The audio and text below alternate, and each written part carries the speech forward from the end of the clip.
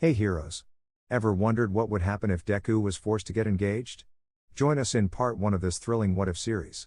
Hit subscribe and don't forget to check out my second channel, Snuggy Dude, link in the description. Let's dive into the adventure together. After the sports festival, Izuku managed to get an internship through someone connected to All Might. For his part, Izuku could only be nervous because the way All Might described his mentor was sinister. Time skip. We find ourselves at a subway station, where Aizawa is with the students of Class 1A. I hope you have everything, and remember not to wear your costumes in public. Don't just leave them lying around, Aizawa said as he looked at his students. Yes, exclaimed Mina happily. Don't answer like that, Ashido. Just say yes and nothing else, Aizawa said, looking at the pink-haired girl. Yes Tilda, Mina said in a bored tone. You will be on internships for a week, then return to UA as usual. Be respectful to the heroes at your internships, Aizawa said, addressing the others. On one side, Izuku had spotted Ida, so he would go over to him. Ida, called out the freckled one to get the attention of the mentioned student. Midoriya, said the glasses-wearing friend. If you ever feel desperate, make sure to let us know, okay? We're friends, right? Izuku said alongside Uraka as they looked at Ida. Yes, said Ida with a smile.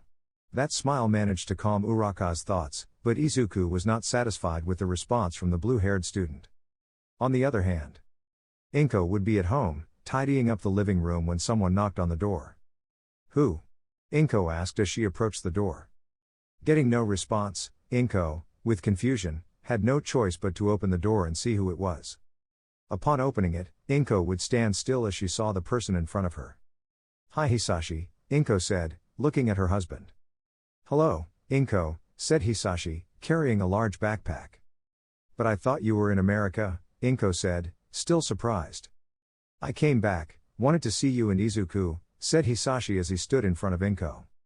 Come in, you must be tired, Inko said, containing her emotions. Not at all, I've been waiting for this moment, Hisashi said as he entered the apartment. Inside, Hisashi could see some photos of Inko with Izuku and then a picture of his son in the UA uniform. Hisashi couldn't help but feel guilty, he wasn't there for most of his son's life. Noticing this, Inko could only hug her husband. Don't worry, Izuku understands the reason for your absence all these years. I know he'll be happy to see you, Inko said, continuing to embrace her husband. Inko, I also came to talk to a friend. A friend? Inko asked, confused. Yes, you know him well, but I'll talk to him tomorrow. On the other side, Izuku was enduring the training from Gran Torino. Gran to Torino, I didn't think it would be so fast, he said while lying on the ground.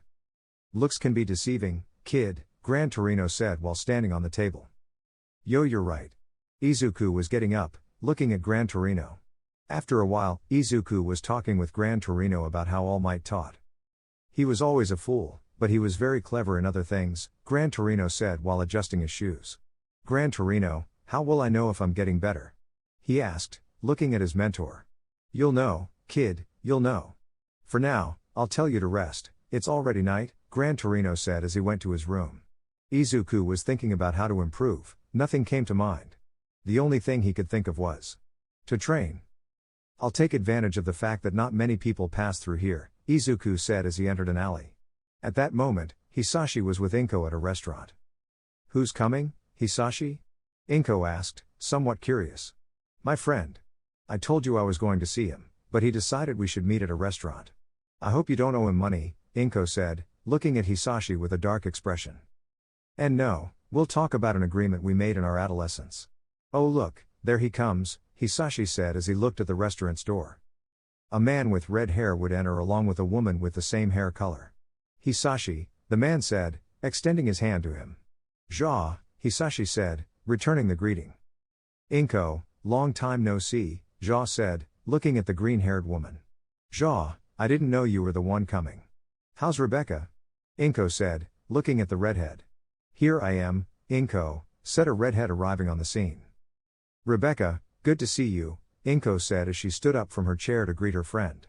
We're ready to talk about the reason for our meeting, Ja said as he sat down. You're right. My signature is missing on that document, Hisashi said, drawing Inko's attention. What document? I don't understand, Inko said, unaware of what they were talking about. Don't you know? Your son and my daughter are engaged, Rebecca said, looking at Inko. And engaged? Inko said in shock. Yes, only Hisashi's signature is missing since Izuku is a minor, Ja said, laughing. Boo, but isn't his daughter born much earlier than Izuku? She must be around 20 or 21, Inko said, surprised. She's 20, turning 21 at the end of the year. I signed first when she was 7, but Hisashi couldn't because he went to America, Ja said, taking out a document. That's the reason for this meeting. Besides, our kids have to get to know each other, Rebecca said, looking at Inko. Yo, you're right, but Izuku is currently on an internship with a hero, Inko said, grabbing Hisashi's attention. Internship? When does he come back? Hisashi asked, looking at Inko. He told me before leaving that he would come in a week. He'll be back on Sunday, as he has to go to UA on Monday, Inko said, looking at her husband. Then we'll meet at your place on Sunday, Hisashi, Rebecca said. Right, sign the document, Hisashi, so we can order something to eat since I'm starving, Ja said, handing a pen to Hisashi. Yes, you're right, he said as he signed. The night passed as the old high school friends reminisced about their anecdotes and ordered something to eat. After a few days, Izuku was with Gran Torino, having a conversation. Are you sure your friend is seeking revenge? Gran Torino asked seriously. I don't know, I hope not, Izuku said somewhat indecisively. If you don't know, don't say anything, brat. Gran Torino said, hitting Izuku on the shoulder. Izuku winced in pain as he checked his phone and then looked out at the city from the train window. We're almost arriving in Hasu, Izuku thought. Suddenly, the train wall was broken as a hero entered and fell to the floor. A Nomu followed, stepping on the injured hero's torso. Nomu, Izuku exclaimed, standing up from his seat. Stay here, kid. Gran Torino said as he used his quirk and lunged at the Nomu to get it out of the train. Gran Torino. The freckled one said, watching his mentor go into the city with the Nomu. Izuku was thinking, all he could think of was his hero career, and then he exited the train. He ran through the streets in search of Gran Torino. Meanwhile, Ida was fighting the hero killer. He couldn't land a hit on the killer because his agility was superior. In your eyes, I see that you seek revenge. Revenge is not part of a hero, Stain said, maintaining distance. Shut up. I will finish you myself. I, the hero Ingenium, Ida said, looking at Stain with hatred. Ingenium? Are you related to that fake hero? Stain said as he prepared his knives. Fake hero? He was a great hero. Now he can't be one because of you. That's why I'll kill you myself, Ida said, looking at Stain with anger. Kill me? And so, you are a hero? You're fake, that's why I must end you. Stain, in a swift movement, attacked Ida, who could only defend himself but was paralyzed when he tried to strike back. What? I can't move, paralyzed Ida said on the ground. If you are a true hero, save him then, Stain said, pointing to an unconscious hero. Ida couldn't move, he could only watch with concern as the hero beside him. You see, you can't do anything. Now, let me kill you. Your life will be a sacrifice for a better world, Stain said as he pulled his katana from Ida's shoulder. Stain aimed his katana at Ida's neck, and Ida could only wait for his inevitable death. Then, Stain looked away, only to see green flashes too late. Not reacting in time, he was sent flying by a powerful blow from Izuku. I'm here, Ida, Izuku said, arriving at the scene and standing in front of his paralyzed friend. Midoriya, Ida said on the ground. Another fake hero? It doesn't matter, I'll finish anyone who stands in my way of purging this world, Stain said, preparing to fight. Izuku stared at the hero killer while sending his location to someone nearby. Midoriya. Don't let him cut you, he cut me and paralyzed me, Ida said, looking at his friend. Understood. Izuku began to attack the hero killer while the latter threw knives. Izuku did his best not to get cut, but Stain was too agile. In a moment of carelessness, Izuku was cut. Stain didn't miss the opportunity and began to lick the blood from Izuku on his katana. Izuku was paralyzed as he watched Stain, realizing the killer's ability through the sight of his blood on the katana. Does he paralyze just by drinking your blood? Blood? I understand, this one was saying in thoughts while looking at Stain. Now, I'll finish what I was going to do, said Stain as he approached Ida with the intention of killing him. Wait, stop, said Izuku trying to get Stain's attention. Goodbye, fake hero. Stain was about to kill Ida but would jump back to dodge the fire coming from Todoroki. To Todoroki, said Izuku happily to see the two-toned hero. Midoriya, give better details next time, said Todoroki, showing Izuku's support request. One after another, it doesn't matter, I'll finish them all, said Stain as he went after Todoroki. Todoroki began to fight Stain, and after a while, Izuku could move to join the battle. Realizing this, Stain knew that the others didn't have much time left, so he decided to finish quickly. Izuku went ahead while Todoroki covered him. Ida could only feel useless, watching his friends fight for him, seeing them bleed for him. He would rise from the ground to use his quirk. Recipro. Bursts. Ida would break Stain's katana and then kick him. Todoroki could now fight someone else, and Izuku was happy to see Ida in action. After a fierce battle against Stain, Izuku and Todoroki restrained the assassin while Ida cried. Soon, professional heroes arrived to take Stain to a police station. Ida and the others would be in the hospital, deceived by their respective mentors. On the other hand, at the police station, officers would be discussing the hero killer. Detective Tsukuchi would be reviewing some reports, including the one about the hero killer. Unaware, he would receive a call. Hello? Who's this?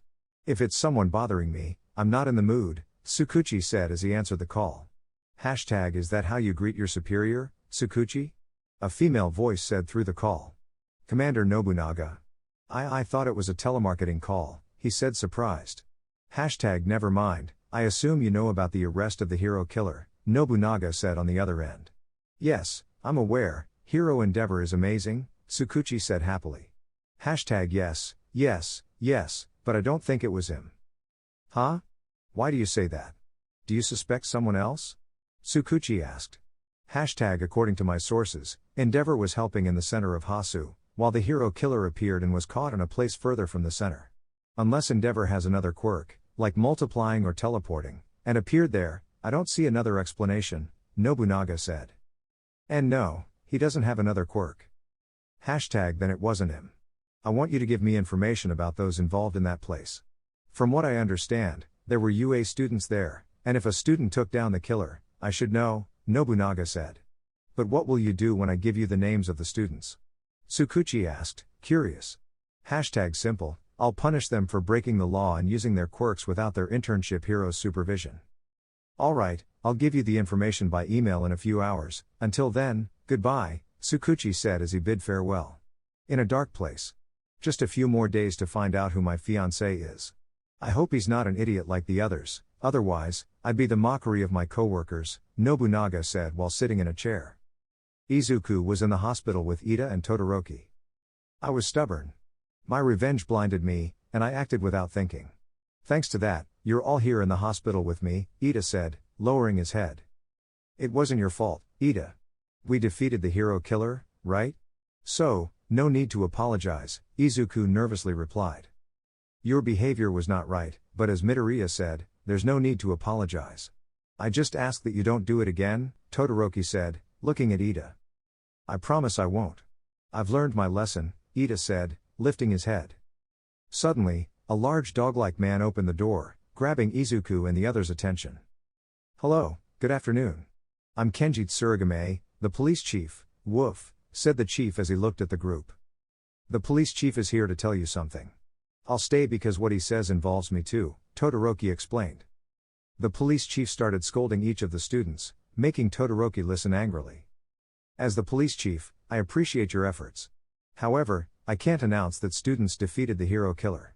It would cause problems for you. So, we've decided to give Endeavor the credit, woof. Well, that's fine by me, Izuku said with a smile. Me too, added Ida.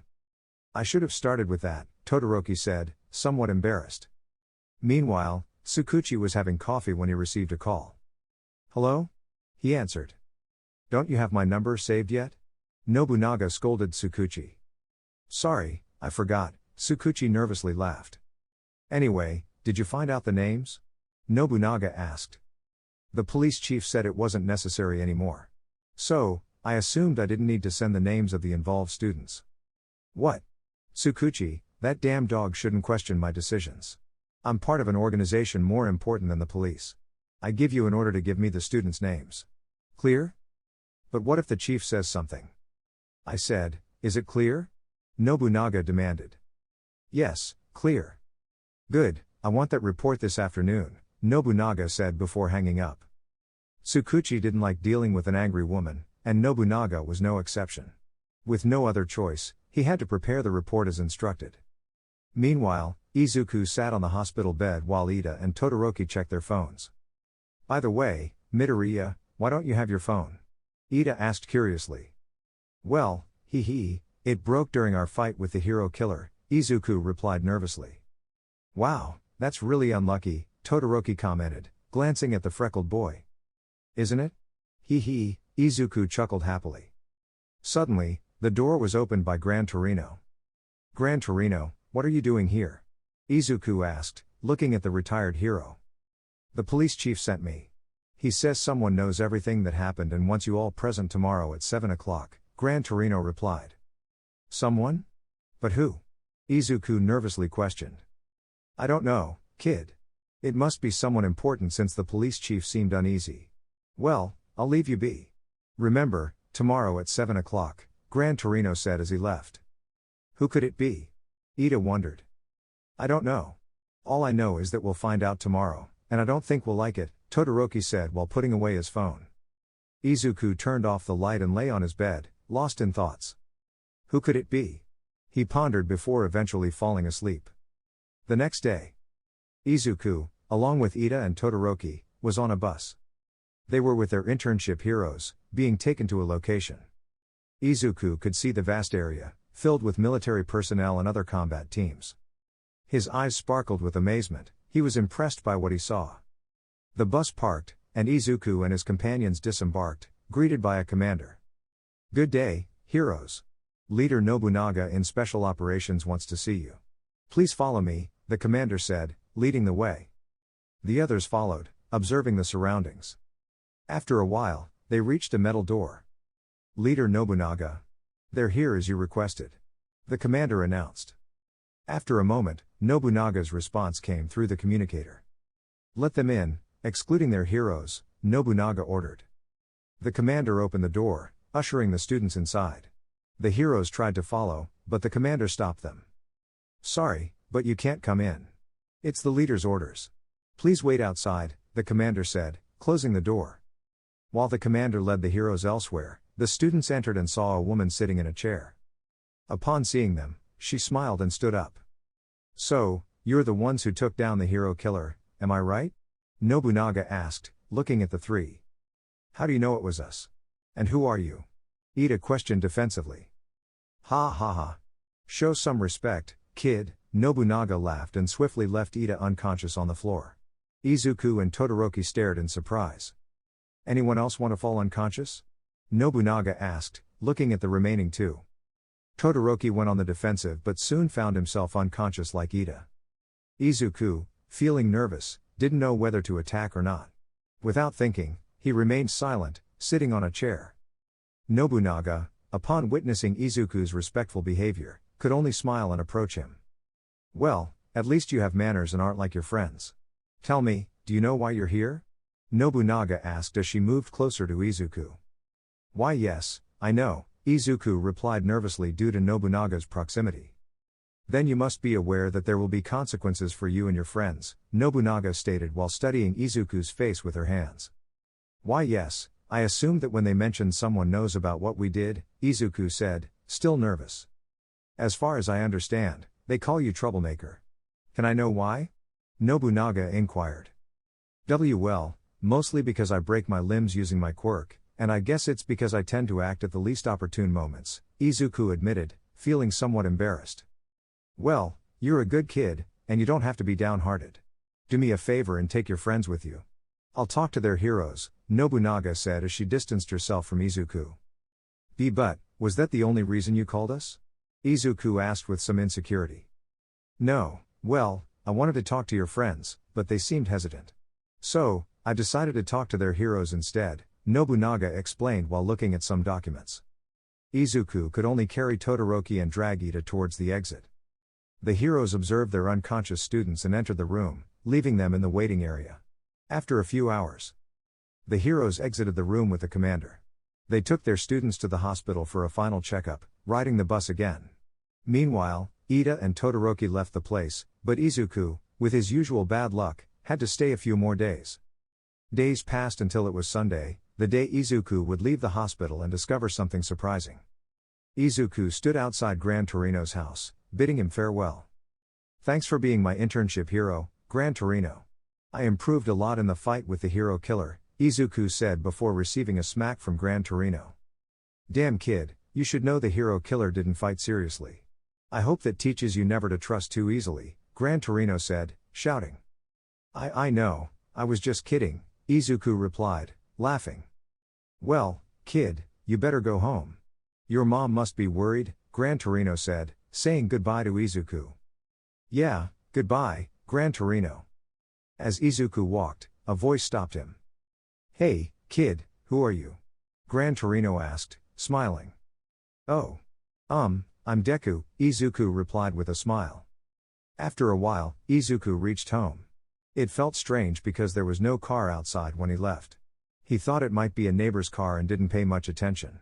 He took out his key and proceeded to enter. Inside, he was greeted by a hug from his father. Izuku, not knowing who the man embracing him was, stood still until his mother spoke. "Izuku, he's your father," Inko said, appearing next to Hisashi. Izuku was in shock, unable to believe that the man hugging him was his father. He didn't know how to react, happy one moment and uneasy the next. "Aren't you going to say anything, Izuku?" Inko asked her son. I don't know what to say. I feel happy, but at the same time, I feel strange," Izuku said as he looked at his father. "It'll take some time, but I'll be here with you," Hisashi said, looking at Izuku. "Yeah, I think so," Izuku said as he removed his backpack. "By the way, Izu," Inko said, somewhat nervous. "Did something happen?" Izuku asked, looking at his mother. "Well, you see, you're, Inko began but was hugged by her husband before he continued. "Well, Izuku, years ago, I made an agreement with a friend. The agreement was that you would be engaged to his daughter or son, and their child would be engaged to my son or daughter," Hisashi explained while looking at Izuku. "Does that mean?" Izuku started to understand. "It means you're engaged to my friend's daughter, and they're coming tonight for dinner to meet you," Hisashi said, smiling. The news was overwhelming for Izuku, and he fainted on the floor, alarming Inko and Hisashi. Hours later, Izuku began to wake up from his brief coma and was explained once again the reason for his engagement. It was evening, and Hisashi had asked Izuku to go out and buy something before the guests arrived. Being a good son, Izuku went to buy the requested items. Unable to find what he needed, he went to another store. After a while, having found what he was looking for, Izuku headed home. As he opened the door, he was met by a surprised red-haired couple. He greeted them, but then he heard a voice he recognized all too well. "So, you're my fiancé, troublemaker," Nobunaga said, looking at the green-haired boy. "This is bad," Izuku thought as he looked at the redhead. Izuku didn't know what to do. On one hand, he wanted to run away like a scared cat, but on the other hand, he was afraid of disappointing his parents with his childish behavior. "Is something wrong, Izuku? Why aren't you saying anything, son? Do you dislike it?" Inko asked, watching her pensive son. No, I'm just thinking about some unimportant things," he nervously replied. "But if it's unimportant, you can tell us. After all, we're like family now, unless you're with another girl, right?" Rebecca said with a glint of crimson in her eyes. "Calm down, dear. I don't think Izuku is the kind of guy who dates two women at once, right, Izuku?" Jean asked, looking at the green-haired boy. "I'm not with two women, I don't even have a girlfriend," he replied nervously. "You don't have a girlfriend, you only have a promised one who is now like your wife," Rebecca stated with crossed arms. "What do you think about this, Mao?"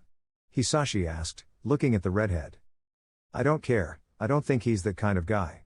But if he is, believe me, sir, your son will be punished by me," Nobunaga declared with a crimson glint in her eyes. "Rebecca and her daughter are alike, like mother, like daughter," Inko said with some fear. "Yes, well, we're not here to make the atmosphere uncomfortable. We're here for our children to get to know each other better. Would you like some, Izuku?" Jean said, taking out some liquor bottles. No, but, thank you. I can't drink yet, sorry, Mr. Jia, Izuku apologized. At 17, you can drink, son. At that age, you're already considered an adult here in Japan, Hisashi said, patting Izuku's back lightly.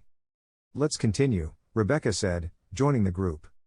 Izuku would be serving the others with some glasses of liquor. Meanwhile, Nobunaga would be observing Izuku's actions, wanting to see if he was one of those guys who liked wine or beer, but after watching for a while, she realized he wasn't. Without further ado, she would be chatting with Inko while Inko showed her a photo album of Izuku when he was little. After that, Inko would be showing her some recordings of Izuku when he was young. Mao could see how in most of those recordings, Bakugo would be bothering Izuku, and Izuku wouldn't defend himself. Mao disliked this because she didn't like seeing someone being bullied, especially knowing that Bakugo studied with Izuku at UA. She decided to go to Izuku to see what he was doing. Arriving, she saw the freckled boy looking at something in his notebooks. Hey, Nobunaga said, startling Izuku. Ah. Me Miss Nobunaga, he said, scared by the presence of the redhead. Miss? Puff. Call me Mao, we're engaged, right? She said. I'm sorry, this is sudden for me, he nervously replied. Don't worry, it was sudden for me too. After all, you're an adult, working, and your father comes to tell you that you're engaged to a 16-year-old boy, it's sudden, don't you think? She said, leaning against the doorframe. Why yes, you're right, Izuku said, feeling embarrassed. I see you're a big fan of the hero All Might. Well, a very, very big fan, Nobunaga said, surveying the entire room. Ah. I aspire to be a hero. He was my inspiration to become one, Izuku said, lowering his head in embarrassment. Let's see, what do we have here? A notebook? Nobunaga said, examining Izuku's notebook. Upon opening it, she was pleasantly surprised to find notes on various heroes, detailing their strengths and weaknesses. Wow, these are very interesting details. You must have been famous in your old schools, Mao commented, finishing her examination of the notebook. I'm sorry to disappoint you, but I wasn't famous in my old school. My only friends are my classmates at UA. Well, I don't even know if they consider me a friend, Izuku nervously explained. Mao noticed the change in Izuku's demeanor, realizing her comment had been too sensitive. I'm sorry. I thought that, with all this, you must have been famous in your old school. But it seems. You didn't even have friends, Nobunaga said, looking at Izuku intently. Izuku remained silent, his mind filled with memories of his childhood, Bakugo's bullying, everyone mocking him for not having a quirk, even his teachers laughing at him for chasing a dream. Unknowingly, tears welled up in Izuku's eyes. Mao had opened a wound he thought was closed. Mao silently observed the green-haired boy. Without saying a word, she approached him and gave him a comforting hug. After a few minutes, Inko and the others went up to Izuku's room, not knowing where the two were. Upon arrival, they saw Mao sitting on Izuku's bed, holding him as he slept. Hisashi. Take pictures, Inko exclaimed, nudging her husband. Mao got a twitch in her eye at Inko's words, wanting to get up but it was too late. Hisashi had already taken the photo and knew he could lift Izuku. If you want, you can sleep with him, dear, Jia suggested, looking at Mao. Eh? No way, Nobunaga exclaimed, surprised. What's the problem? After all, you and he are engaged, Rebecca said, looking at her daughter. Fine, but if he dares to touch me, I swear I'll kill him, Nobunaga declared as they settled on the bed. Sleep well, lovebirds, Jia said, turning off the lights and leaving with the others. Mao felt somewhat uncomfortable. It was her first time sleeping with a guy. She was also uneasy because of all the smiling All Might posters in the room. She wrapped herself in Izuku's blanket, leaving him exposed. Turning around, she noticed Izuku shivering from the cold. Don't even think about it, Mao said, turning away. Minutes passed, and Mao still couldn't sleep. She turned to see Izuku still trembling from the cold. Ah. Fine, I'll share the blanket with you, she said, approaching Izuku and covering him. Suddenly, Izuku snuggled against the redhead's chest. Feeling that, Mao got a twitch in her left eye as she lifted the blanket to see what the green-haired boy was doing. She could see Izuku with a content expression, and though she wanted to hug him, she dismissed the idea and closed her eyes. The next day. The first to wake up was Izuku. He couldn't see anything and moved his face, realizing he was on something soft. Suddenly, he heard a voice. It seems you like my chest, Nobunaga said, already awake. Izuku's blood ran cold as he lifted his gaze, meeting Mao's red eyes. Good morning, Miss Nobunaga, Izuku stammered nervously. God, I told you not to call me Miss, just call me Mao, Nobunaga said, slightly irritated. Sorry, I think I'm running late, I have to go, Izuku hurriedly said, getting up and rushing to the bathroom. He looks like a scared puppy, Mao commented, watching the direction in which the green-haired boy went. After a few minutes, Izuku came out of his room, noticing Mao was not there, and he sighed in relief. Without further ado, he started searching for his clothes and put on his boxers. Unbeknownst to him, Mao was behind him, standing in the doorway without saying a word. She observed the green-haired boy's body closely and in detail. You've got a nice butt, Nobunaga remarked as she continued to gaze at Izuku's behind. This caused Izuku to jump in fright. Mao, I thought you'd be downstairs, he exclaimed, blushing. Yes, I was downstairs, but I came up because I forgot my charger, Mao explained, pointing at her charger. Then take it, Izuku said, covering himself with a towel and offering the charger to Mao. With her charger in hand, Mao simply left, leaving Izuku red-faced. He felt embarrassed and unsure about how much Mao had seen. Meanwhile, Mao sat on the couch, contemplating something. Nice butt? Couldn't I have said something better? She thought until she heard footsteps. The steps were from Izuku, who descended wearing his UA uniform. You go to UA, right? Mao asked the freckled boy. Why yes, today is Monday, and I have classes, he replied, still blushing. I'll take you, Mao said. Mao left the apartment, with Izuku following her. Upon reaching the ground floor, they arrived at a car. Izuku was surprised when he saw it. I can't ride in that. I can take the train, Izuku said, looking scared. What's wrong with it? Nobunaga asked, confused. It would be weird if I go to UA in a car like that, Izuku explained, still frightened. Weird? Just go and say it's your fiancé's car. Unless you have a girlfriend waiting for you at the door, Nobunaga said, changing her tone. And no. It's just. It would be weird, and knowing my classmates, one might see me and spread the word, and when I arrive, they'll bombard me with questions, Izuku said, looking at Mao. Mao analyzed what Izuku said and came to a conclusion. Get in, I'll take you to UA, she said, opening the car door. B but. Nothing. I said get in, and that's it. I'll take you to UA, Mao said, looking at the freckled boy. Scared, Izuku complied with Mao's request and entered the car. Mao gave a smile as she got into the car. Fasten your seatbelt, we'll take a less crowded route to get there quickly, she said, starting the car. Oh okay. Izuku began to fasten his seatbelt. As he had never been in a car in his life, Mao had to help him fasten his seatbelt. After a few minutes, at least 30 had passed, Mao parked her car. Upon getting out, Izuku just ran to UA while Mao watched from inside the car. All this did not go unnoticed by someone. Upon reaching his classroom, Izuku was nervous. He thought he would be bombarded with questions at any moment. During the break, he rushed out of the classroom, paranoid that his classmates would wait until recess to corner him and ask questions, especially Mina, who was the most curious, and Tsuyu and Jiru, who were quite straightforward in their questioning. All this left most of the class doubtful. What's wrong with Midoriya? Ida asked, concerned about his friend. He ran out, maybe he's been holding it in and needs to go to the bathroom? Todoroki suggested, joining the conversation.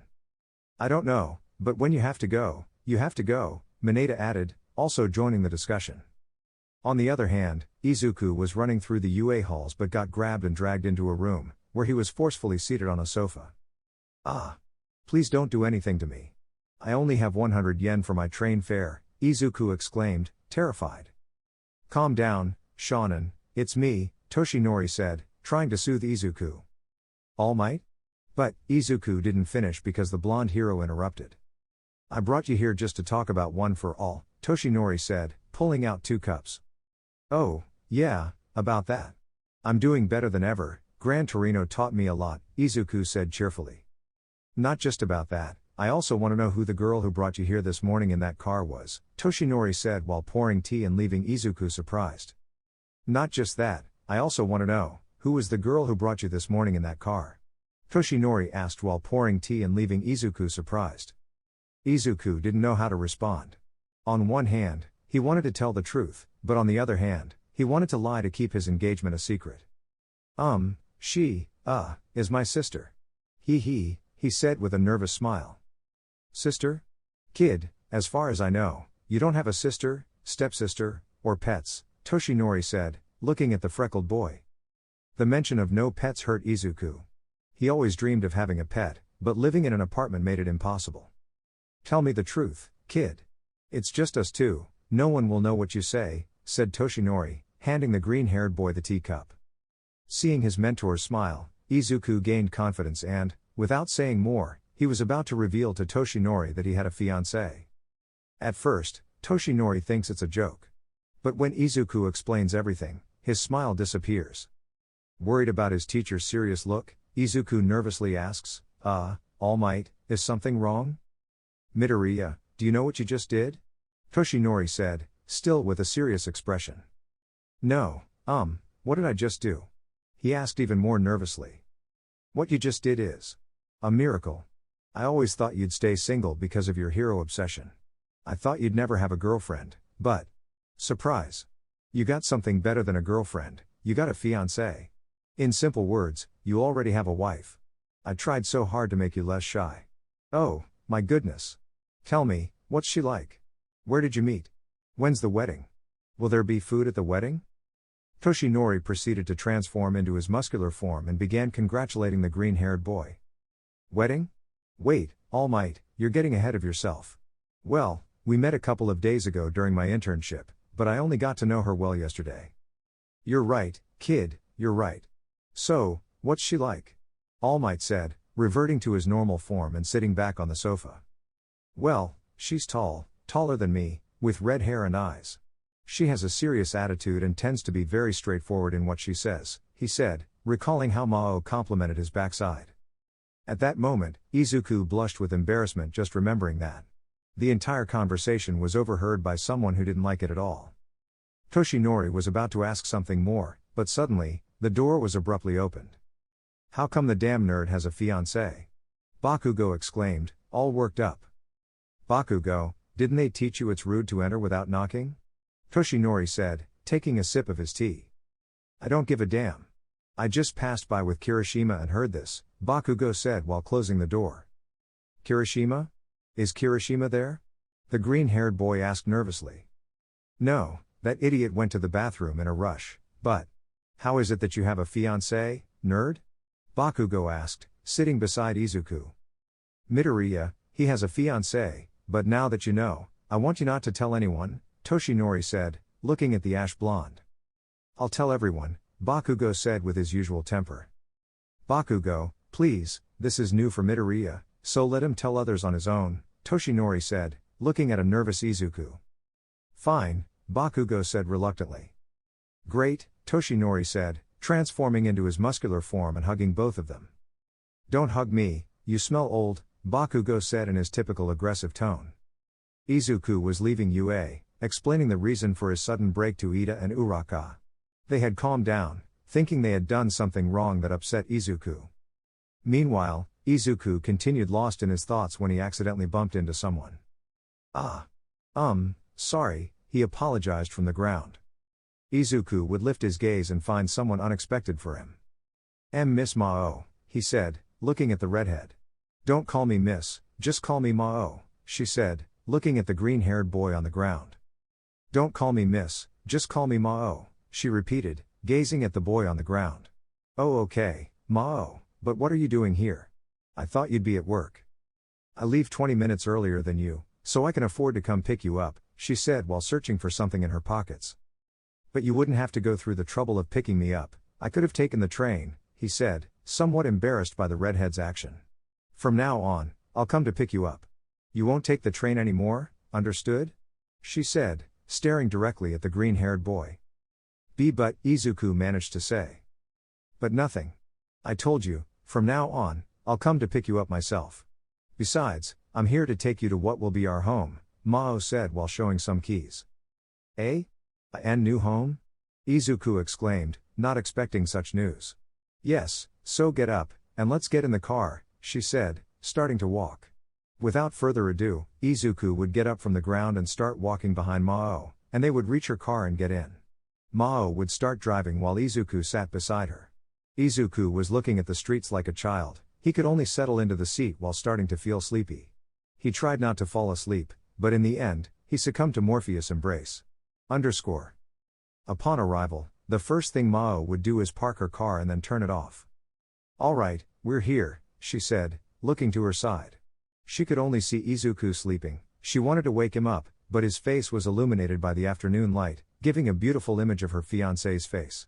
Mao could only sigh and then lift Izuku in a bridal carry, taking him inside.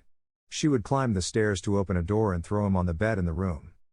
"He weighs nothing. Sometimes I think he's the woman, and I'm the man in the relationship." She would only sigh and then notice something that she would stare at with great attention. She could only keep looking at what she saw. Seconds passed, and she would realize. "Damn it. Why am I still staring at his butt?" Mao said, all red. "I think I better go close the car. Yes, that's what I'll do." Mao would go down and close her car, then sit on the couch. "What was that? Why did I suddenly look at Izuku's butt? He should be looking at my butt, not the other way around. But, oh God. I think I'll go take a shower to get rid of this impure thought." She would grab her towel and head straight to the bathroom. Izuku began to wake up, looking around. He would get up in surprise as he was in an unfamiliar place. Running down the stairs, he went to the door but couldn't open it. Then he heard a voice. "What are you doing, Izuku?" Mao said, coming out of the kitchen. "Ah. Mama, where are we?" he said nervously. "Oh, well, I was just teasing. Remember I told you we were going to our new home? Our parents agreed that we should live together, so they gave us this house as a gift," Mao said, approaching Izuku. I forgot," he said, feeling embarrassed. "Well, don't worry about it. By the way, can you cook?" "I'm too lazy to order takeout," she said, looking at the green-haired boy. "Why yes," Izuku said cheerfully. So, Izuku and the redhead went to the kitchen. Both had finished dinner. Mao was washing the dishes while Izuku came out of the shower, changing into his sleepwear. Then, he remembered that he and Mao were living together. "Will I have to share the bed with Mao?" he said nervously, but his anxiety increased. "Yes, we'll sleep in the same bed," Mao said, appearing behind Izuku. "Ah. Mama, I thought you were downstairs." "I already came up. Let's sleep, I have a lot to do tomorrow," she said, yawning. "Of course." Izuku lay on the bed, and Mao joined him. They both just stared at the ceiling without even turning to look at each other. So much time passed that Mao covered herself first with the blanket, while Izuku was feeling a bit chilly. "My room is usually warmer than this one," he thought, still a bit cold. Mao turned and noticed Izuku shivering. "Right, we have to share the blanket," Mao said, lifting the blanket and pulling Izuku closer. Izuku could feel Mao tucking him in comfortably. "This way, we'll both stay warm," she said, covering herself with the blanket. Izuku was relaxed, settling into a cozy position. Unintentionally, he nestled against her shoulder and began to drift off to sleep. "I hope we get used to this routine," Mao sighed, looking at a comfortably resting Izuku. Mao was looking at some papers in her office when someone entered. "Hello, sweetheart," said a slim man with blonde hair. "Oh, what now?" Mao sighed tiredly, setting aside her documents. "What do you want, Jack?" "Oh. You hurt me with your cold words." "Why so cold, my dear?" Jack comically clutched his chest in mock pain. "Number 1, I'm cold to everyone. Number 2, don't call me dear. And number 3, what do you want?" Mao spoke with stress in her voice. "Ouch. Well, I'll get straight to the point, dear. I want to invite you out tonight," Jack said, leaning on the desk. "I have plans," Mao replied, going back to her documents. "Ah. With whom?" Jack asked indignantly. "With someone more courteous than you, someone who's catching my attention," she said, opening a drawer and pulling out a folder. "I have to go, and so do you. I don't want you snooping around my office." Mao left the office, and a sergeant passing by stopped and watched Mao leave with Jack. He approached them. "Nobunaga, I didn't know Jack was your fiancé," the sergeant said, looking at the redhead. "No, he's not," Mao politely responded to the sergeant. "Oh, then when do you introduce him to us?" The team wants to meet the person engaged to our Nobunaga, the sergeant said, smiling. Give me time to prepare. He's very shy. Oh, right, it's time. I have to go pick him up. Who is he? Jack bluntly interrupted the conversation. It's none of your business. Mao and the sergeant said simultaneously. Jack could only stay silent as he watched the others. Mao took her keys and went straight to her car, starting to leave. But someone had a sniper rifle aimed at the back of the car. Don't even think about putting a tracker on it, the sergeant said, deflecting the weapon with his hand. I already had it, Jack exclaimed in frustration as he looked at the sergeant. I told you, try anything against Nobunaga, and I assure you, we'll have a great time alone in a room, the sergeant said as he left the scene. Jack could only swallow nervously at the threat. He holstered his weapon and entered the headquarters. Mao had already arrived at UA. She got out of the car and started looking at all the students coming out. Green hair, green hair, green hair. Found you. Mao headed straight for the green-haired student. With Izuku. He was with Ida and Uraka, the three walking and talking. I still can't believe you guys came out unharmed from the fight against the hero killer, Uraka said, worried. Well, I can't say we came out completely unharmed, Lita comically showed his casted arm. I only had minor cuts, but still ended up in the hospital. Izuku showed some small cuts on his arms. Even so, it must have been dangerous, Deku-kun, the brunette reproached with concern. Hey, Midoriya, do you have time for video games? Kirishima suddenly spoke as he approached. Oh, sorry, Kirishima, I can't today, Izuku rejected Kiribro's offer. Come on, Deku-kun. Or do you have a girlfriend? Uraka said somewhat sadly. I don't have a girlfriend. Why do I feel an evil presence behind me? The freckled boy said, starting to sweat. So, you don't have a girlfriend, huh? Izuku recognized the voice, so he turned around in fear. Oh. Izuku could only see Mao's gaze on him. She is, Ida said, impressed and scared. Do you know her, Deku-kun? Uraka asked sweetly. Deku-kun? Mao pondered where she had heard that word. Then, Bakugo arrived and stood beside Kirishima. Alright, Bakugo's here. Let's go, Midobro. Kirishima cheerfully approached the green-haired boy. Izuku was about to speak, but he would be grabbed by the hand. Excuse us, but he's not going. He has some important matters to discuss with me. Mao held Izuku's hand tightly so he couldn't escape. On the other hand, Izuku didn't know what to do. He was still nervous about the look Mao gave him moments ago, but he also didn't want to go because he had plans with his family and Mao's family. I'll join you another day.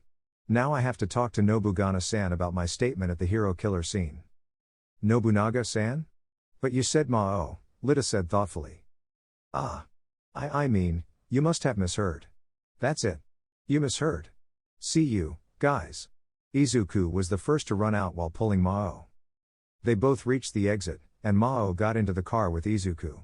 Mao drove until they were a few blocks from her house, then stopped and looked at Izuku. So, you don't have a girlfriend? Mao asked bluntly. Didn't know what to tell them. It's not that I'm embarrassed or anything, I just felt unsure whether to tell them or not. He played with his fingers nervously with his head down. Do you like that brunette girl, or am I mistaken? Mao's next cold question went straight to Izuku. Wha? Well, it seems that good friend of yours is in love with you, Mao said, looking at the steering wheel. Those words made Izuku look at Mao in surprise. What? What you heard, the way she looks at you, how she talks to you, the concern in her words, she's in love with you. A heavy silence filled the air for a moment. Mao just started the car again to head home. Upon arrival, they both got out without saying anything. It wasn't until they entered that they spoke. Get ready, dinner is in an hour and a half, Mao said. Izuku felt something from Mao's words and went up to his room. She walked through the living room to reach the furniture, where she sat and started to ponder. Why did I say that? Did I get jealous? No, he's a good guy, so it's natural for someone else to notice him. I'm just keeping the promise I made to his mother, Mao thought as she began to recall the promise. Flashback. Sleep well, lovebirds, Jia said as she turned off the light and left. Mao was settling into bed when the door opened. Damn it, old man, if you're here to take a picture, I swear I'll rip that mane of yours off, Mao threatened her supposed father. Sorry, daughter, it's me, a nervous Inko said with her hands up. Oh, Mrs. Inko, is something wrong? Mao asked calmly. No, nothing, I just wanted to talk to you about something, an even more nervous Inko said. Is it about whether I'm a good girl for your son? Don't worry, I won't do anything to your son, for now, Mao whispered the last part. I know you won't, it's just that I want to ask you something, a nervous Inko said. Ask me anything, Mao said, still holding Izuku. It's just that Izuku hasn't had it easy these years. He didn't grow up with his dad, and he suffered a lot of abuse at school without me knowing. Bakugo was his main tormentor, and I'm surprised Izuku still considers him a friend. What I'm getting at is, please protect my son now that he's going back to UA, Inko pleaded. Well, Mrs. Inko, your son is already grown, and I think he can handle his problems himself, Mao said with a nervous smile. But Izuku is very nervous, and he has a certain trauma with Bakugo. Please, that's the only thing I want to ask you, to take care of him. Please, Inko with small tears in her eyes looked at the redhead. Mao looked at Inko and then fixed her gaze on Izuku, who was sleeping in her arms. She sighed and then looked back at Inko. All right, I promise. I promise I'll take care of your son, Mao said, giving a smile to Inko. Will you take care of him with your life? Inko said happily. Don't go too far, ma'am, Mao said somewhat tired. Ha ha ha, just kidding, dear. Well, let you rest. With that, Inko would leave the room, leaving Mao in thought. End of flashback. Mao continued to think, but someone called her. I'm ready, just waiting for you, Izuku said with a smile. I'm ready too, I freshened up at my base. Shall we go? Mao said, looking at the green-haired boy. Yes, unknowingly, Izuku would take Mao's hand. This took the redhead by surprise, but she didn't say anything. She just tightened the grip and then left the house while holding hands with her fiancé. Izuku and Mao had arrived at the restaurant. As they got out of the car, to Izuku's surprise, there were a lot of people around. Take my hand, you might get lost, Mao said as she reached out her hand. I'll be fine, Izuku replied, blushing at Mao's request. If you get lost, I won't come looking for you. Okay, nervously, Izuku took the redhead's hand, making her smile slightly. They walked through the crowd, with Mao being the tallest. She could see the door and started walking without realizing she was pushing through people.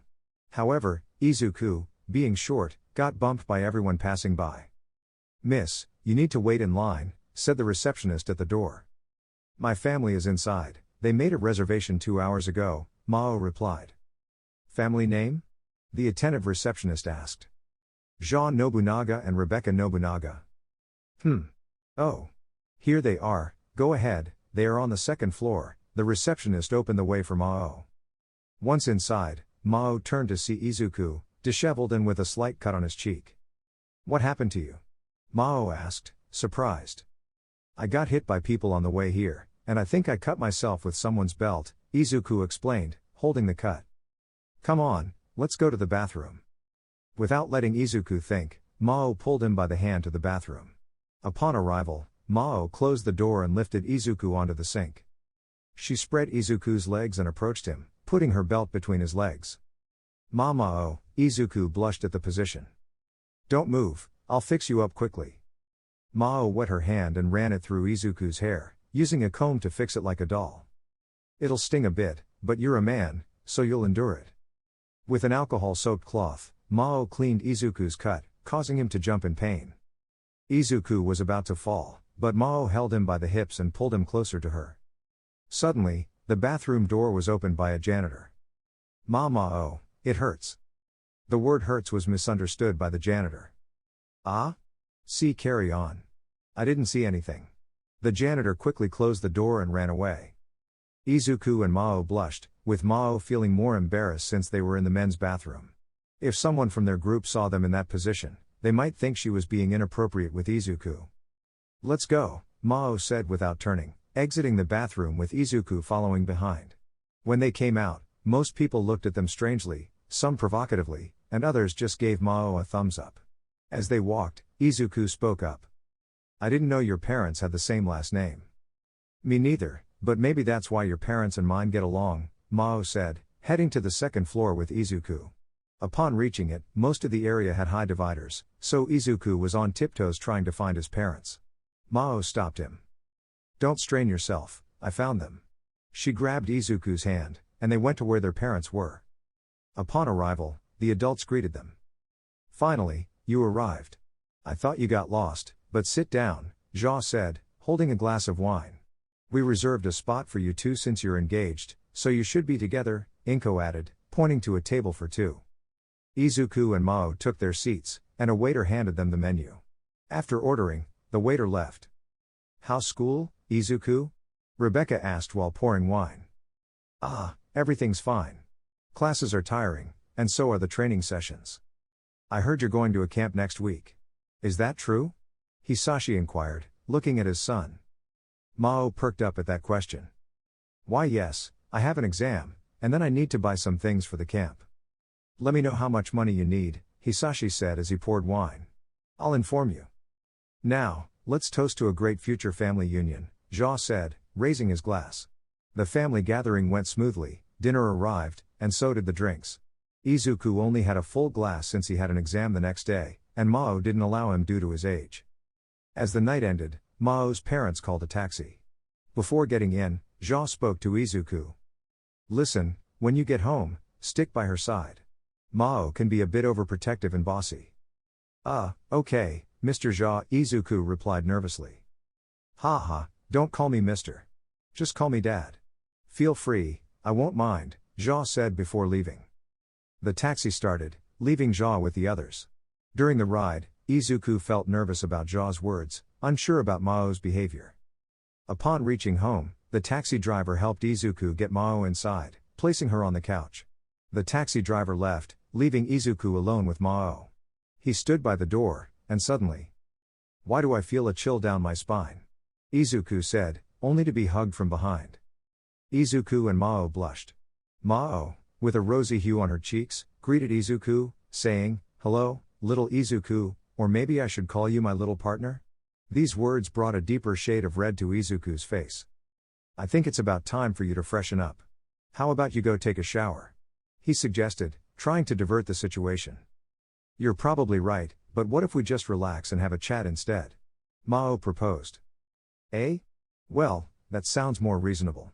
We can have a conversation," Izuku replied, relieved. Mao chuckled, "Great. Let's find a comfortable spot to sit and chat." The two of them decided to move to the living room, where they shared stories, laughter, and even some embarrassing moments. It turned out to be a delightful evening of bonding and getting to know each other better. As the night progressed, Mao suggested, "How about we watch a movie together? It's a great way to unwind." Izuku agreed, and they spent the rest of the night watching a light-hearted movie, enjoying each other's company without any awkward or intimate situations. The night concluded with a friendly atmosphere, leaving Izuku feeling grateful for the pleasant time spent with Mao.